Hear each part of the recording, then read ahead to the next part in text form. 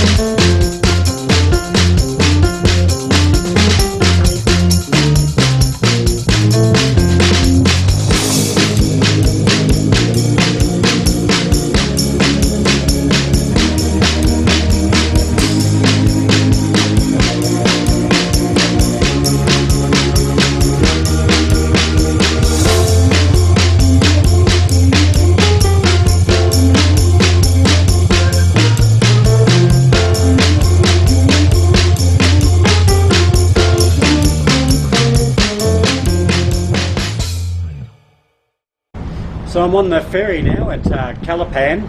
That was a nice little ride down from Puerto Galera, certainly a lot less scary than it was when I did it in the middle of the night. I also cut the time from 2.5 hours down to an hour without going pretty quick. But yeah, here's the ferry. Bit of a fucking rust bucket, to be honest, but I'm sure we'll get there.